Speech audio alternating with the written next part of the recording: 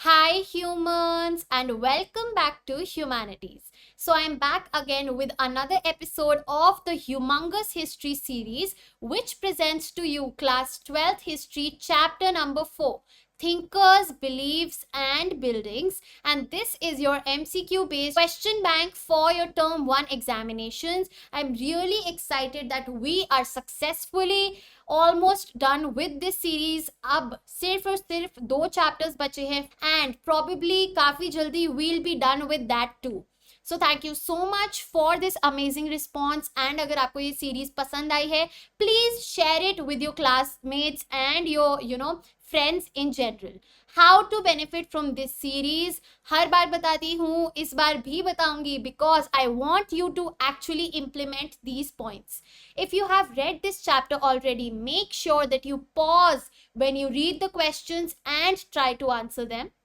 If you haven't read the chapter yet, these questions will provide you with an overall coverage of all important topics and key terms. Questions are curated page wise. हर एक page के मैंने questions बनाए हैं and your NCERT book has been put into a set of questions likewise. Answers have been provided after the questions of each page. This is a wholesome approach towards covering MCQ based Term 1 examination. So, starting with NCERT page number 82 to 83. Question number 1. What were the sources used by historians to reconstruct Buddhism? Question number 2. The most wonderful ancient buildings in the state of Bhopal are at. Question number 3. The rulers of Bhopal dash and her successor dash provided money for the preservation of stupa at Sanchi. Fill in the blanks. Question number 4. Why did John Marshall dedicate his important volumes on Sanchi to Sultan Jahan? Question number 5. One of the most important Buddhist centers, the discovery of Dash, has vastly transformed our understanding of early Buddhism. Fill in the blank. Here is your answer key. Make sure that you take a screenshot or write the answers down. NCERT page number 84 to 85. Question number 1. What is Vedic Sanskrit? Question number 2. Why is the mid-1st millennium BCE often regarded as a turning point in world history? Question number 3. There were several pre-existing traditions of thought, religious belief and practice, including the early Dash tradition known from the Rig Veda compiled between Dash and Dash. Fill in the blanks. Question number 4. The Dash consists of hymns in praise of a variety of deities, especially Agni, Indra and Soma. Fill in the blank. Question number 5. Sacrifices such as the Dash and Dash were performed by chiefs and kings who depended on Brahmana priests to conduct the ritual. Fill in the blanks. Question number 6. How many sects or schools of thought are mentioned in the Buddhist texts? Question number 7. Debates took place in the Dash, literally a hut with a pointed roof, or in groves where traveling merchants halted. Question number 8. Mahavira and Buddha emphasized Dash, suggesting that men and women could strive to attain liberation from the trials and tribulations of worldly existence. Here is your answer key. NCERT page number 86 to 87. Question number 1. After Buddha's death, his teachings were compiled by his disciples at a council of elders or senior monks at Dash. Question number 2. These compilations were known as. Question number 3. Dash are 3 baskets to hold different types of texts. Question number 4. The dash included rules and regulations for those who joined the Sangha or monastic order. Question number 5. The Buddha's teachings were included in. Question number 6. Dash dealt with philosophical matters. Question number 7. As Buddhism traveled to new regions such as Sri Lanka, other texts such as the Dash and Dash were written containing regional histories of Buddhism. Question number 8. Those who believe that everything is predetermined are called. Here is your answer key. Make sure that you are writing them down or taking a screenshot if required. NCERT page number 88. Question number 1. According to Jaina tradition, Mahavira was preceded by dash other teachers or Tirthankaras. Question number 2. Dash are those who guide men and women across the river of existence. Question number 3. The principle of dash emphasized within Jainism has left a mark on Indian thinking as a whole. Question number 4. According to Jaina teachings, the cycle of birth and rebirth is shaped through. Question number 5. Dash and dash is required to free oneself from the cycle of karma.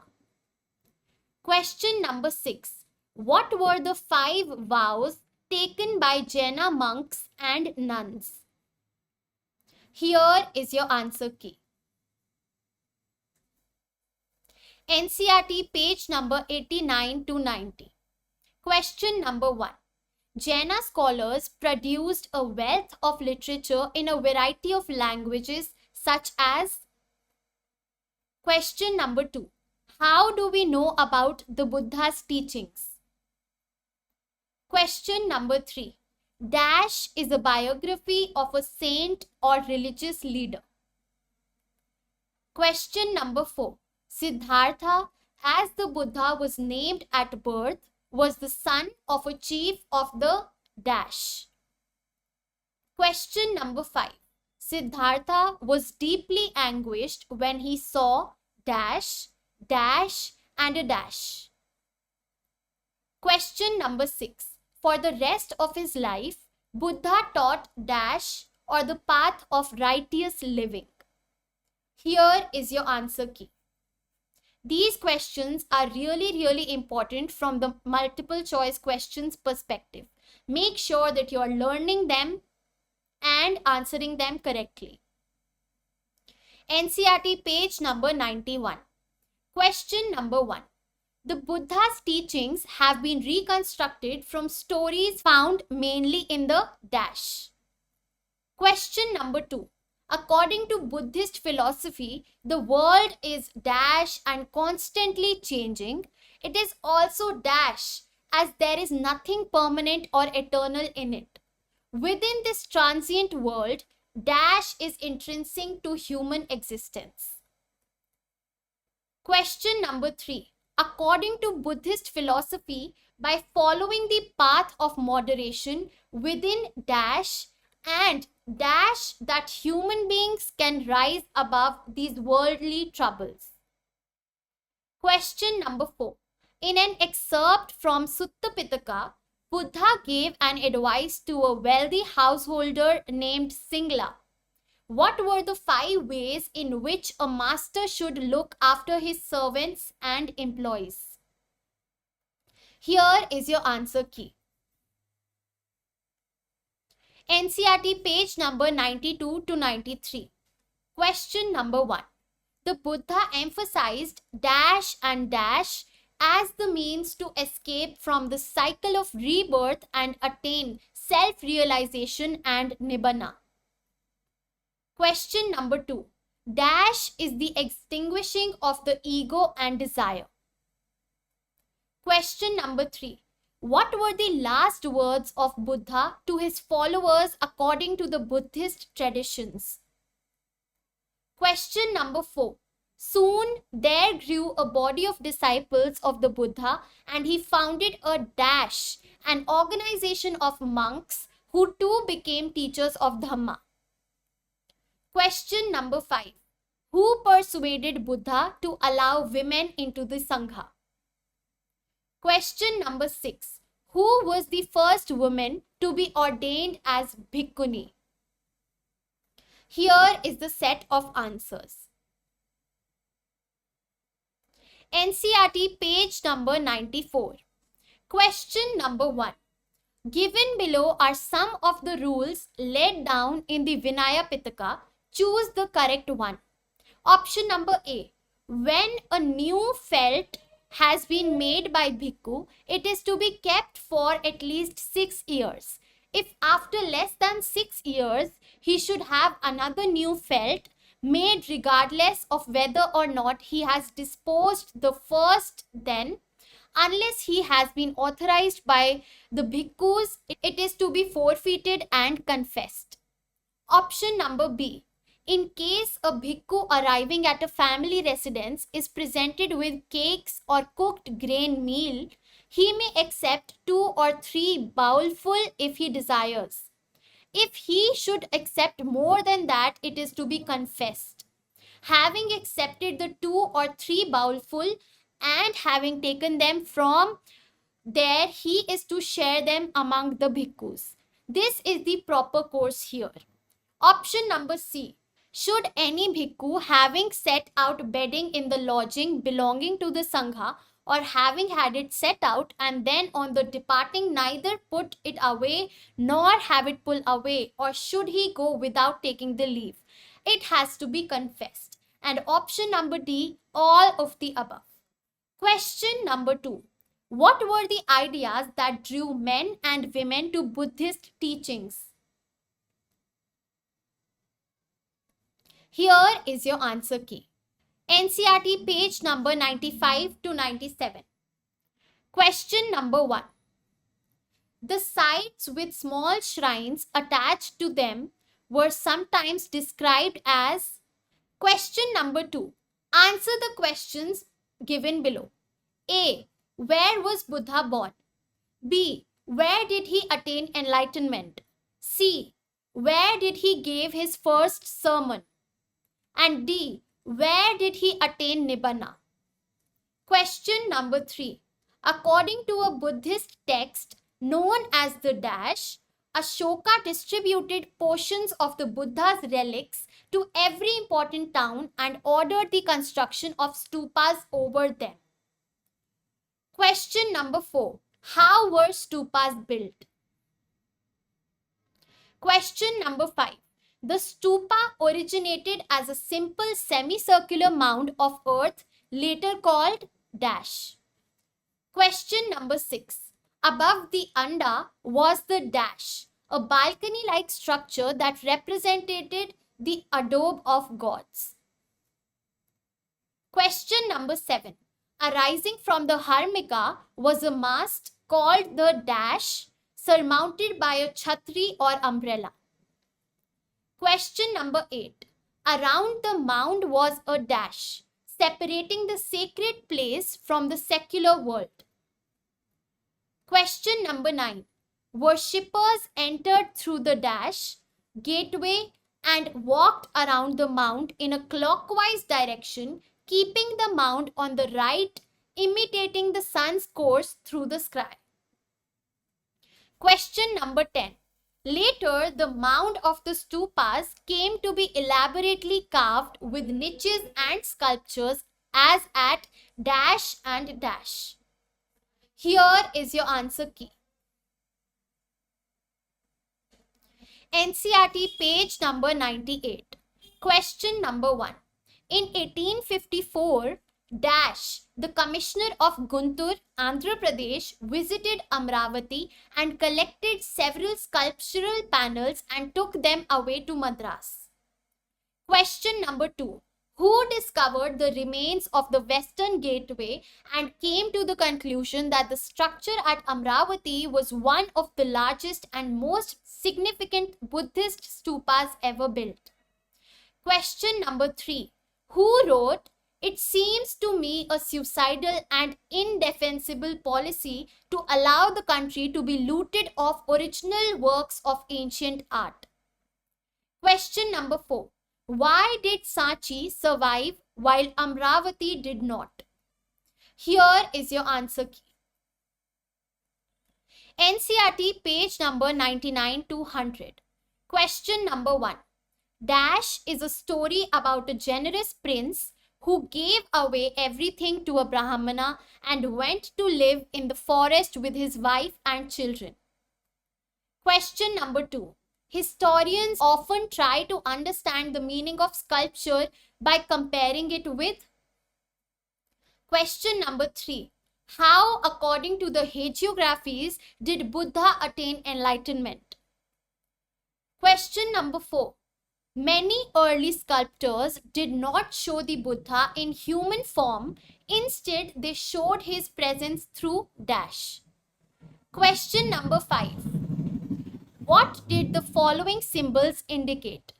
A. The empty seat. B. Stupa. C. The wheel.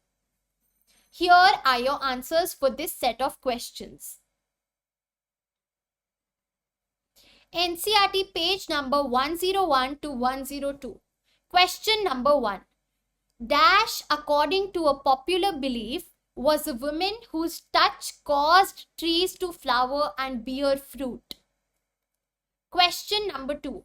The dash motifs suggest that many people who turned to Buddhism enriched it with their own pre-Buddhist and even non-Buddhist beliefs, practices and ideas.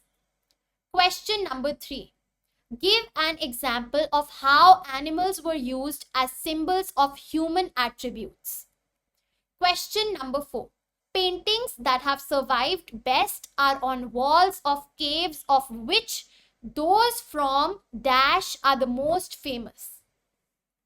Question number 5. One of the earliest modern art historians, dash, considered Sanchi to be a center of tree and serpent worship. Here is your answer key. NCERT page number 103. Question number 1.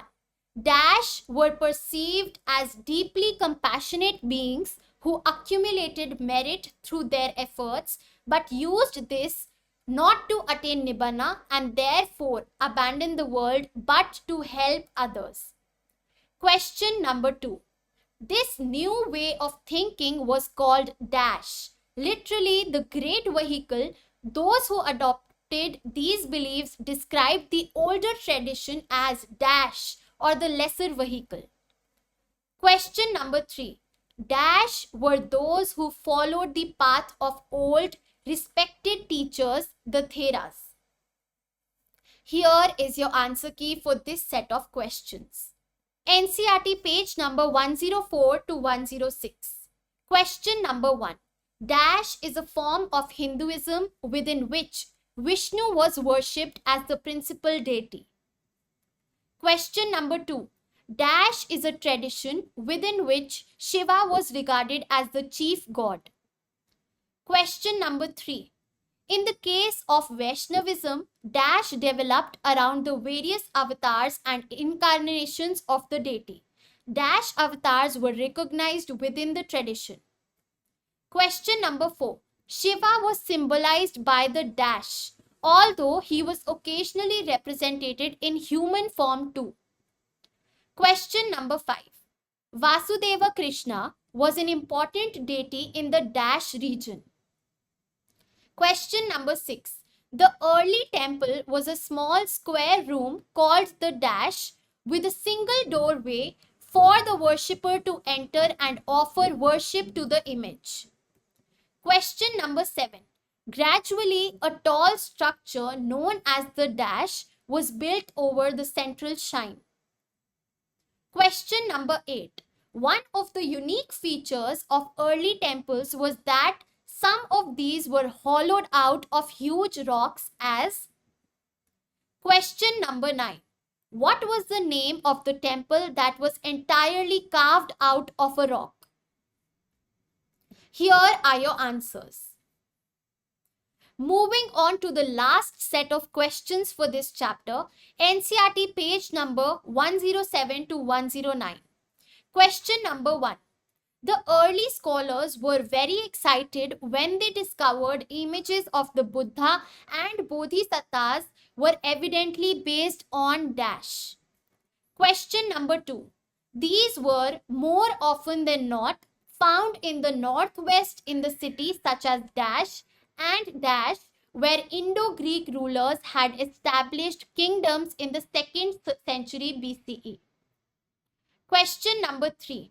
Art historians often draw upon dash to understand the meaning of sculptures. Here is your final answer key for this chapter.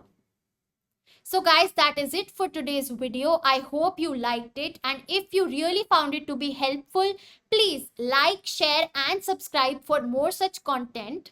Make sure that you are sharing this video as far as possible. अपने class groups, friend circle and अपने tuitions वाले friends के साथ भी share करो, because sharing is caring. And all the best for your exams. You are at Humanities.